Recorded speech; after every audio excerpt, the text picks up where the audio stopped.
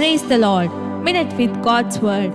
నేటి దిన వాగ్దానము 1 కొరింథీయులకు వ్రాసిన పత్రిక 6వ అధ్యాయము 19వ వచనము.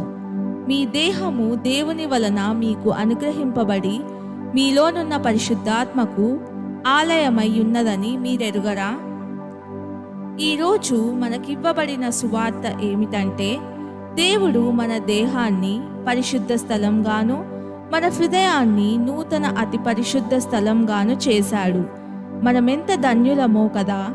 గనుక మన హృదయాలను పరిపూర్ణ విశ్వాసంతో ఎంతో జాగ్రత్తగా ఉంచుకోవాలి.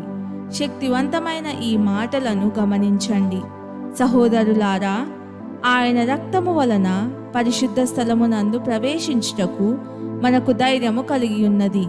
గనుకను మనస్సాక్షికి కల్మషము తోచకుండునట్లు ప్రోక్షింపబడిన హృదయములు గల వారమును, నిర్మలమైన ఉదకముతో స్నానము చేసిన శరీరములు గల వారమునయుండి, విశ్వాస విషయంలో సంపూర్ణ నిశ్చయత కలిగి యథార్థమైన హృదయముతో మనము దేవుని సన్నిధానమునకు చేరుదము.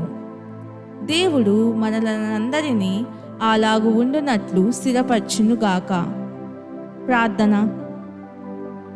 కృపా ప్రేమ కలిగిన పరలోక తండ్రి, నిన్ను తండ్రి నాయన అని పిలుచుటకు, అతి పరిశుద్ధ స్థలములో ప్రవేశించుటకు నీ కుమారుడైన యేసుక్రీస్తు రక్తం ద్వారా నాకిచ్చిన ఆధిక్యతకై వందనాలు.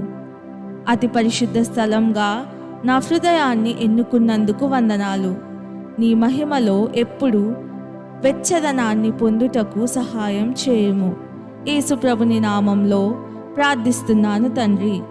ఆమెన్.